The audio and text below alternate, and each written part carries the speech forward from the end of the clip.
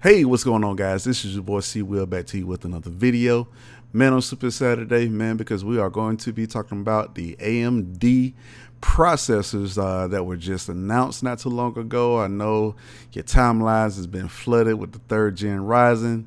But we're going to talk about some specific things today. And we're also going to be talking about the Radeon 5700 XT 5700.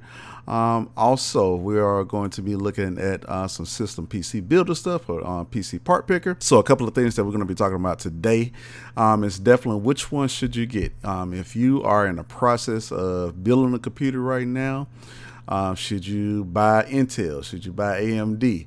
For the processor, and for the graphics card, should you buy AMD? Should you buy Nvidia? And if you're just looking to if you already have a pre-built system like Alienware Aurora R7, which I have both. I have a Alienware Aurora R7 and I have a newly built PC, built it a few months ago. And so if you have some components that you want to upgrade, whether it's a graphics card, CPU, and things of that nature, then we'll definitely talk about what's going to fit, what's going to work, what's not going to work, and all that good stuff. All right, so let's go ahead and get started. So the first thing I definitely want to talk about is the new RTX Super Nvidia cards. Of course, if you don't know by now, I have a RTX 2080 made by EVGA. It is a Ultra XC model. And so one of the things I've been looking at, and I'm not going to go through detail of, because you probably looked at all this stuff already, but what I am going to do is just see how it applies to normal everyday people. So which card should you get? So I am just going to go over a couple of highlights. One of the things that sticks out the most, if you see this little chart here, it talks about kind of like some of the MSRP prices for the RTX 2080 Ti. So basically, if you want top of the line, just maxed out everything, you want to get the graphics card out the way as an option as far as being a bottleneck, then of course you want to get your 2080 Ti. MSRP is $999. I really haven't seen any 2080 Ti's that was actually worth it in terms for that price just yet. There have been some prices. We had Amazon Prime Day and stuff like that was up recently, where you see some drop in prices. But really, for a good 2080 Ti, that's about right, about $1249, $1299 around that mark, maybe $1200 for the Founders Edition. But for something, for your AIB cards, you're definitely looking at between $1249, $1299. The RTX 2080 Super, which hasn't come out yet, it's going to be for $699. RTX 2080 $699, and the Super is going to be replacing the RTX 2080. The 2070 Super and the 2060 Super is what was just launched and announced not too long ago. So a 2070 Super is actually, and we'll see in some of the benchmarks, is getting really close to the performance of a RTX 2080. So that's significant, and the reason why that's significant is because I paid like $800 and something for my card. Yep, I overpaid. There's no gripes about it. If you want new technology at a particular period of time, then you're going to pay for early adoption. So that's just what it is. And the RTX 2060 Super is it's actually a pretty good price for entry level when it comes to high frame rate gaming. So for $399, for if you're building right now, this is a great time to be able to buy, because prices are pretty good. Or even if you're just upgrading your card, so you're probably looking at, okay, here's the lineup for the Nvidia cards. What about AMD? Well, I'm glad you asked that question. So for AMD, you have the new RX 5700 XT, RX 5700, and again, I'll be going over some of the review information, but just looking at some of the information here, prices. So for the Radeon RX 5700 starts off at $349, and then you have the 5700 XT that starts off at $399. Now I can tell you, the 5700, stay away from this. It's supposed to be pretty much entry level, but really for $50 more, you're actually getting close to the performance of a 1080 Ti with the 5700 XT for $399. and close to the performance of actual RTX 2080 when you're overclocking. So there's definitely a gap in price when it comes to the 5700 RX, 5700 XT, and the RTX 2070 Super. So the RTX 2070 Super is $499. And then you have the RX 5700 XT is $399, and those cars actually compete with each other. So without going into all of the details, with the base clocks and the boost clocks and none of this stuff right now, really it doesn't even matter. I'm gonna tell you what matters. It's the actual benchmarks and the testing of the game. So I actually want to get my hands on a RX 5700 XT. So shameless plug, if you definitely want to be able to help out the channel, definitely hit my Patreon link, PayPal, Cash App, if you want to definitely help me buy some of this new hardware, because I want to do an all AMD build pretty much. And so that means that AMD motherboard, AMD CPU, and I'm going to go a little bit later into what type of processor that I want to try to get. But all that good stuff. So if you want to be able to help out the channel and see a review and see how to build something for yourself, then definitely make sure that you hit those links that's going to be down in the description below. But definitely, if you're looking to buy a new graphics card right now, I would say your entry level price is going to be the $399, and that's for the 5700 XT. And you have the option of doing the RTX 2070 Super.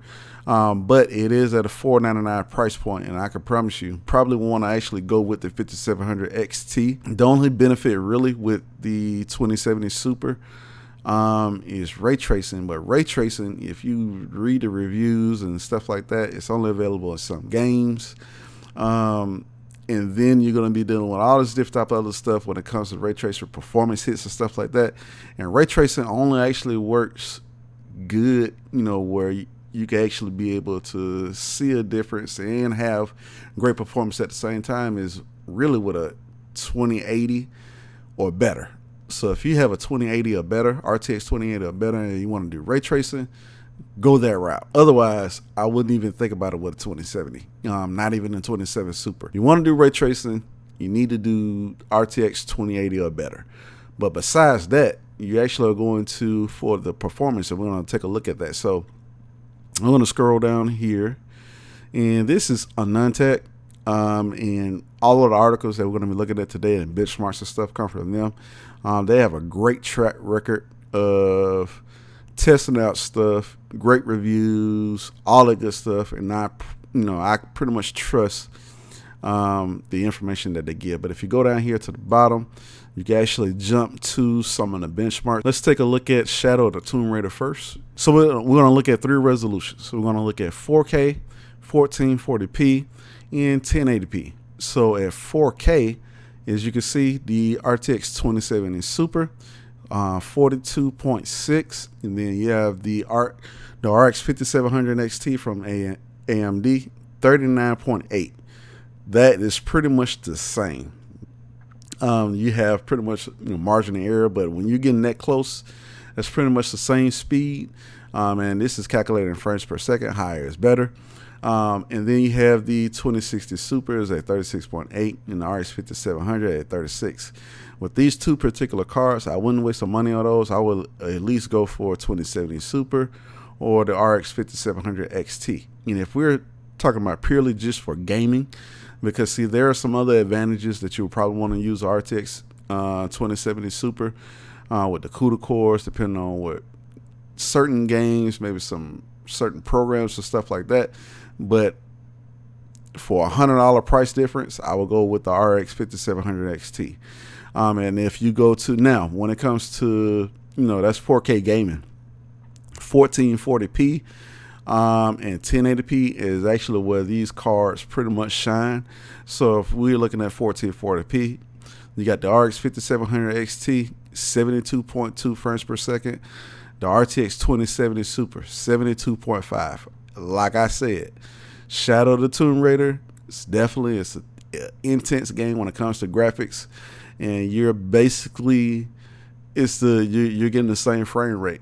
But with the RX 5700 XT is $100 cheaper. 1080p gaming. Now you're talking about high frame rate, 100 frames per second, pretty much, and they're pretty much the same. 107.5 versus 105.5, and so they're getting the same performance. When it comes to the actual frames per second and gaming. Let's take a look at one more of the game. Division 2. Great game. I've been playing this game lately. At 4K ultra quality, RTX 27 Super, that's 40.2.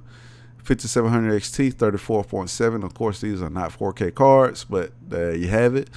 But 1440p, this is definitely respectable. RTX 2070 Super, 73.1. RX 5700 XT, 65.3. So you definitely, there's 8 frames, within each other. At this point at 1440p, as long as you're staying solid above 60 frames per second, especially on a game like that, you're good.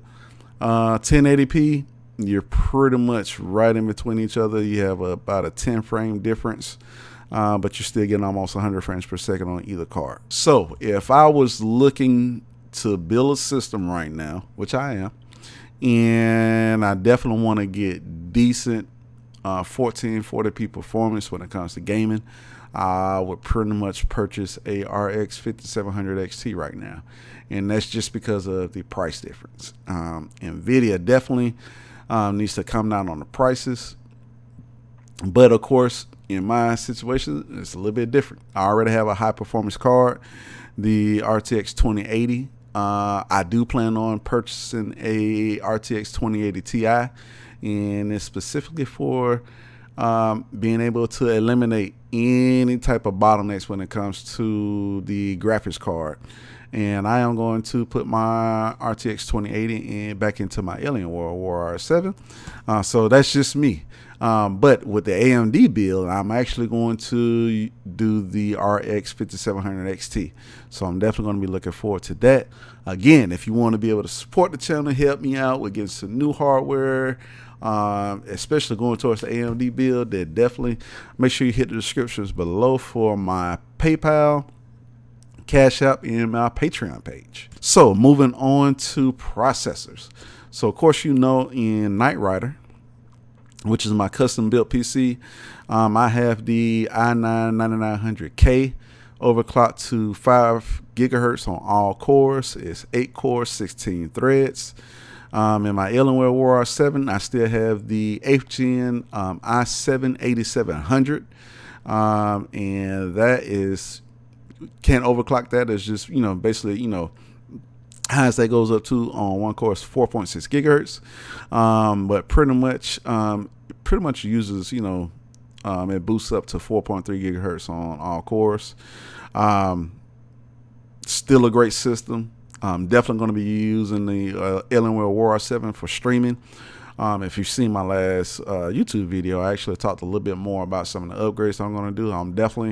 I made the decision to go ahead and show you all how to upgrade to liquid cooling in the Alienware Aurora 7. I'm also going to change out the front intake fan for a Noctua fan. So just stay tuned. Because I will be doing that within the next couple of weeks, next week or so. I'll definitely be shooting that video, putting that up on the channel for all my Alienware Aurora fans out there.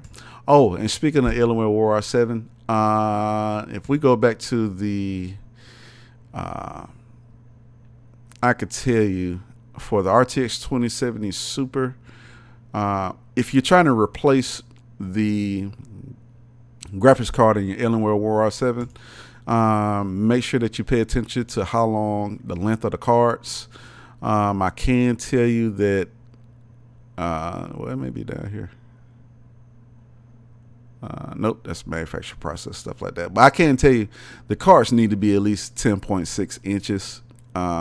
Once you start going over above that, you're going to start running into space and room issues. I do know on the RTX Super cards, they have the fans, the dual fans that actually suck in the air. And With that, of course, it blows the heat back into the actual case, but on the side of the case, it has vents for that to flow out, so it won't be an issue. I do know that on the AMD the RX 5700, 5700 XT, on these particular cards, it has the actual blower fan here that actually sucks in the air and blows the actual heat out the back of the case. So I don't really like these. I have read that, with this type of cooling, it does make the car run a little bit hotter, in terms of temperature, and also a little bit louder. But if you gaming with headphones on, stuff like that, it's probably not going to bother you. I do know there are going to be some AIB cards that's going to have the dual fans. That's going to help out a little bit more with boost clocks and also with cooling. So those are going to be coming out pretty soon. So if I were you, I would just wait a little bit longer. You really don't have to have a blower style card for the Alienware Aurora R7. I proved that. If you watch some of my previous videos, didn't have any type of heating issues when I was replacing the actual graphics cards in the system. So just make sure that the cards are around about 10.6, 10.7 at the most inches, and they'll be able to fit. So moving on to CPU. So if you look at to build, the question is, do you get the third gen Ryzen? Man, the 3700X, 3900X, they raise things up to a whole nother level. So let's take a look here. There's also a host of other chips that they announced. The 3950X that's going to be coming out, I believe, in September. I'm keeping my eye on this. I don't know if it's going to be worth the $749 price tag, but for what you receive, it's tremendous. But direct competitor to the 9900K, when in terms of price, is going to be the 3900X, 12 cores, 24 threads, boost clock 4.6 gigahertz. This card is a beast right here. And then you have the 3800X, 8 core, 16 threads. The 3700X, 8 core, 16 thread, for $329 is phenomenal. This card actually goes up and gets the 9700K when it comes to Intel, just in terms of the price point and threads, and core count, except the 9700K maxes out at 8 cores. They took off the hyper-threading for the 9700K.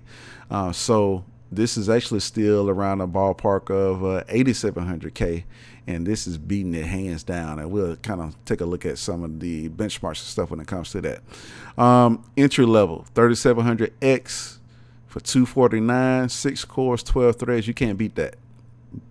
Boost clock 4.4 gigs, base frequency 3.8. This right here is a steal. If you're bare minimum, you want to get into gaming and do a little bit of streaming, you could definitely start off with 3600X.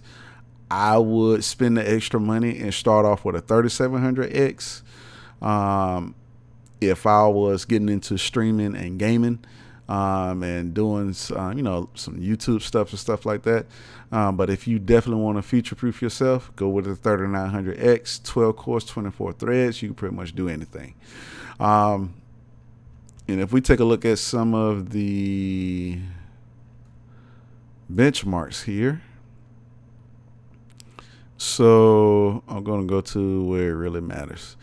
When it, for the 3900X, if you're doing anything production-wise, it's going to beat the 9900K, hands down, except for when it comes to Premiere Pro and you're using QuickSync with the Intel chips because of the internal iGPU, you're not going to beat that. So if you still do things with Premiere Pro and you want to get the best and you're using hardware coding, stick with Intel. Everything else, you pretty much, let's just take a look at some of the gaming benchmarks. So let's take a look at Strange Brigade. So on Strange Brigade, on a GTX 1080 card at 1080p medium settings, look at this. 3900X, 196 frames per second. 9900K, 196 frames per second. It's pretty much the same thing. So when it comes to CPUs, it's all about, if you're just going to be doing strictly gaming, and that's all that you're going to be doing, stick with Intel. If you're going to be doing anything other than gaming, any type of production work, anything else that is going to be using multiple cores, then you definitely want to make sure that you get you either 3700X or 3900X, and you'll be able to get pretty much the same gaming performance, but also with the extra cores. And for the lower price, you're definitely going to be in a position where you could be able to do way more. When it comes to what processor should you get for the money, hands down, 3700X or 3900X. Like I said, I am definitely going to be doing the AMD build, so I could do so much more, incorporating things into the workflow. But not only that, but actually, just doing some benchmarking and testing of my own. Just so you all, can have some real world stuff. I don't do anything. Everything that I have, I paid for. I don't have any type of sponsorships or anything like that. So the information that you get from me, just know, it's going to be based purely off of, it's just the technology, what's better and what's not better. I don't get paid for reviews. So I do tech for myself and for you all. And so I'm definitely looking forward to getting some of this and getting my hands on the new processors, the new flagships, the new cards, graphics cards, and all that good stuff. So let's take a look at PC Part Picker. Just kind of getting my eyes around what type of AMD build I want to do. So of course, we have the 9900K build, and my system is a beast. But I definitely want to see what AMD is working with right now, because they are definitely putting their money and their performance where their mouth is. AMD Ryzen 3900X, it's $499. Now, CPU cooler, I definitely just want to get something simple. I already have a Corsair H115 RGB Platinum. So let's do something different. Let's get a NZXT Kraken X62. It's a 280 millimeter, 139.89. Let's grab that. Now, with AMD processors, they actually come with a cooler included in the actual box. I think it's the Wraith or the Prism that comes along with it, the actual type of cooler. But you definitely, for a chip like this, you definitely want to be able to get some optimum cooling ability. So I definitely want to go with the liquid cooler, choose the motherboard. Now, a lot of people are saying, hey, the B450 boards are still good, and they are the X470, B450. I one day want to get a PCIe 4 NVMe drive, just because. Blazing fast speeds up to 5 gigabytes, up to 5 gigabytes per second when it comes to the read, and like 4 gigabytes per second when it comes to the write speed. So you definitely need to get an X570 board to be able to do that. So I like gigabyte, and so let's take a look. Let's try to find a X570 Aorus Ultra. Here we go, Gigabyte X570 Aorus Ultra. So I have this pretty much the same board, except as a Z390 for my 9900K. So it's $299. Yes, these boards are expensive, but it is definitely going to be worth it. Future proof, baby. All right, so choose memory. I'm just going to stick with 16 gigs Ryzen like speedier memory. So let's see if we can find the same RGB memory except in the 3600 variant. G-Skill tried the Z, 16 gigabytes, DDR4 3600 for $99. That's a great price, actually. Look at a 1 terabyte drive, and I like to stick with Samsung because they have the best drive. Samsung 970 Evo. Look at the Plus 217. We could probably find these cheaper, at different places, but PC Part Picker, I like it because it gives you compatibility notes, and also it looks at your wattage. And I actually used this before I built my last computer. So video cards. So RX 5700 XT, $399.99. Choose a case. So for the case, keeping it simple, I I'm actually just going to do the NZXT 500i, the white edition. It's $114.98. Power supply. We know we got to stick with EVGA Supernova G3. For the power supply, I'm actually going to do a 750. Here we go. $113.89. 80 plus gold. We got the list together, so it says estimated wattage 439. Once you start overclocking the processor and the graphics card, stuff like that, the wattage goes up. So you definitely always want to overcompensate on the wattage. So right now it says the bill is $1885, and this is a high-end bill. So basically we got the 750 watt power supply, RX 5700 XT $399, NZXT 500i $114.98, 1 terabyte 970 Evo, 16 gigabytes G-Skill Trident Z, X570 motherboard, the 280 millimeter cooler X62, and the 3900X. Now, if I wanted to, I could save some money and just use the cooler that comes with the system, but I don't want to do that. I could save $140, but we're still talking about an $1,800 bill. Maybe some of the stuff we could be able to get a little bit cheaper, but this is what I'm looking at for the next bill.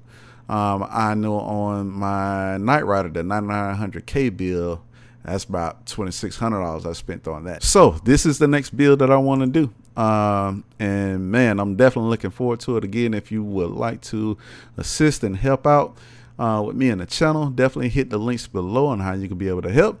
And man, I'll see you in the next video.